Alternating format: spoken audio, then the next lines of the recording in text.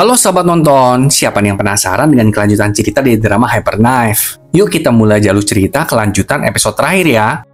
Dr. Choi langsung memutar sebuah rekaman, di mana detektif Lee mengaku kepada Dr. Choi kalau pada bulan Februari tahun lalu ada insiden pembunuhan di sebuah motel.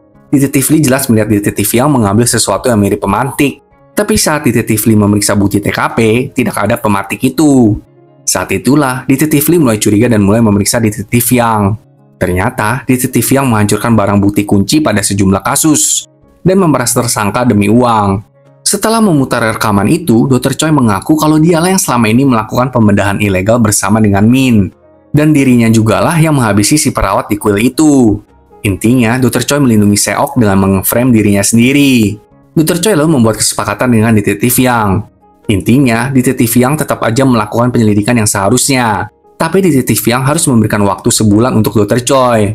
Barulah setelah itu detektif Yang boleh menangkapnya. Sementara itu di ruang operasi, Alan Kim mengatakan kalau Dr. Choi tidak akan datang malam ini.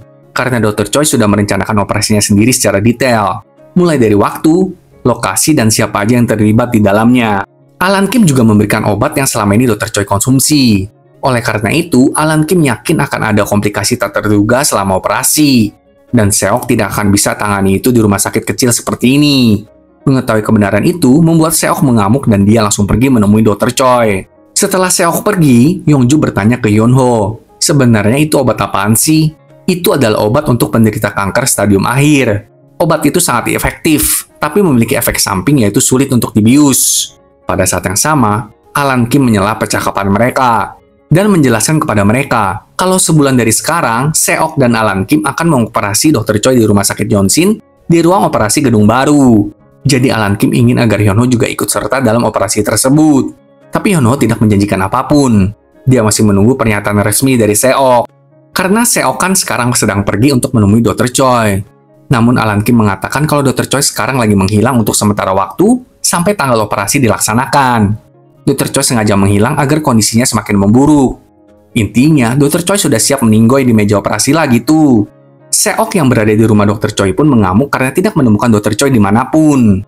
Keesokan paginya, salah satu rekan detektif yang melaporkan kepada detektif Yang kalau kemarin malam ada laporan dari seorang wanita yang menginfokan tentang tubuh detektif Lee ditemukan di sebuah gudang. Dan gudang itu adalah milik Dr. Choi.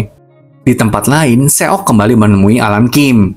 Seok bertanya, kenapa Dr. Choi ingin meninggoy di meja operasi? Itu karena Dr. Choi ingin agar Seok gagal sekali dalam operasinya. Seok harus kehilangan Dr. Choi di meja operasi, jatuh ke lantai dan menjerit pilu.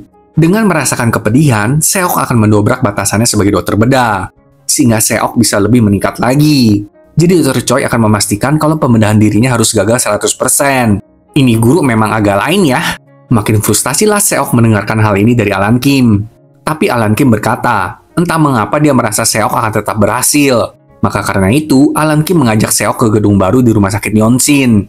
Di sana, mereka berdua mendiskusikan langkah yang harus diambil saat mengoperasi Dr. Choi nantinya. Setelah sepakat, Seok mengklaim kalau dia akan mencari cara untuk membawa Dr. Choi kembali sebelum sebulan. Sementara itu, Yongju melihat kartu nama dari Nyonya Ra. Ternyata malam itu, Nyonya Ra memperkenalkan dirinya sebagai teman dari Dr. Choi. Dan jika suatu hari nanti Seok kesusahan, Yongju bisa menghubungi Nyonya Ra untuk meminta bantuannya. Di tempat lain, kita melihat Nyonya Ra menghampiri Dr. Choi yang sedang dalam persembunyiannya. Nyonya Ra juga menginfokan kalau para polisi sudah menemukan tubuh detektif Lee. Tapi nggak beberapa lama kemudian, Dr. Choi mengalami kesakitan akibat penyakit yang dideritanya. Malam itu, Seok menemui ketua gangster dan meminta bantuannya untuk mencari Dr. Choi.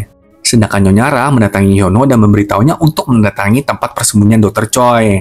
Saat Hyunho sampai di TKP, dia melihat dari luar jendela rumah kalau Dr. Choi sudah terkapar. Melihat itu, Hyunho segera masuk ke dalam rumah dan memeriksa Dr. Choi. Hyunho juga merawatnya agar Dr. Choi bisa kembali siuman. Ketika Dr. Choi sudah siuman, Hyunho menasihati Dr. Choi agar berhenti keras kepala seperti ini. Tapi Dr. Choi bersikeras dia ingin melakukan apapun yang dia ingin lakukan untuk hidupnya. Sementara itu, detektif Yang membuat konferensi pers yang menyatakan kalau tubuh detektif Lee sudah ketemu.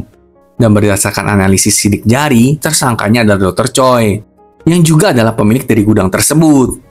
Tentu saja, berita ini menyebar ke seluruh penjuru negeri. Yongju yang menonton berita itu pun segera memanggil Nyonya Ra untuk bertemu. Yongju menyatakan kekhawatirannya atas Dr. Choi dan Seok. Tapi Nyonya Ra mengatakan kalau sekarang Hyunho sedang merawat Dr. Choi. Setelah mendengar semuanya itu, Yongju langsung melaporkan hal ini kepada Seok. Sedangkan detektif Yang, dia ditegur habis-habisan oleh atasannya karena tidak mau memasukkan Dr. Choi ke dalam DPO. Namun detektif Yang berjanji akan segera menangkap Dr. Choi.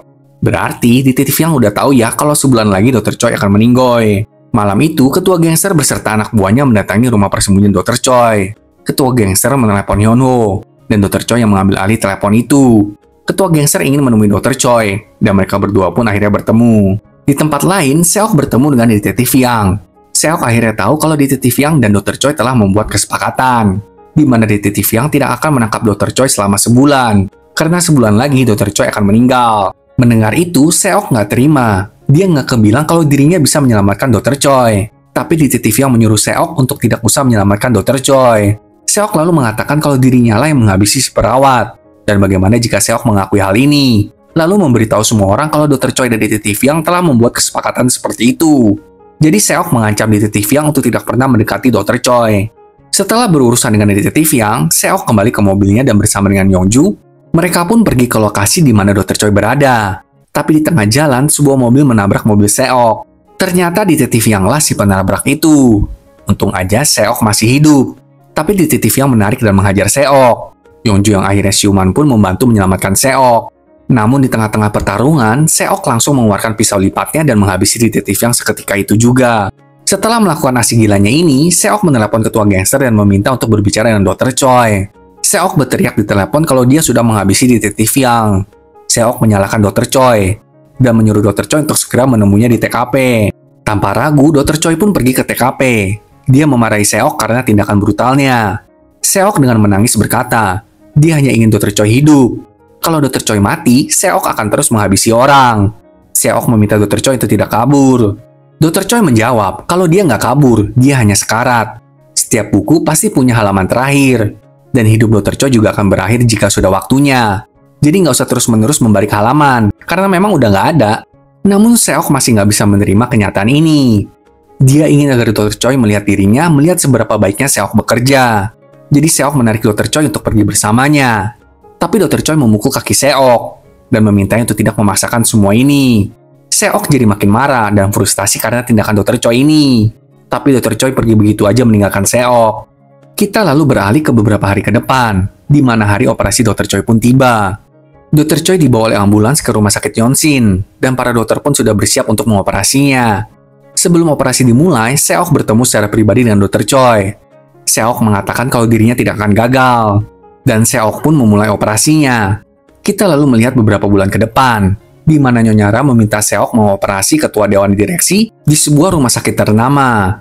Tentu saja, Seok menerima tawaran itu. Ketika Seok dan timnya menyiapkan ruang operasi, seorang dokter datang untuk bergabung dengan mereka. Dan dari senyum Seok, sepertinya dokter itu adalah Dr. Choi, yang berarti Seok berhasil akan operasinya terhadap Dr. Choi. Drama ini berakhir di sini, sahabat nonton. Aduh, kalau ada dokter dengan tangan ajaib gitu sih di dunia ini, kayaknya enak banget ya. Tapi seperti yang dikatakan oleh Dr. Choi, setiap buku pasti punya halaman terakhirnya. Terima kasih udah nonton bareng teman nonton kamu ya, sahabat nonton. Sampai jumpa di drama lainnya.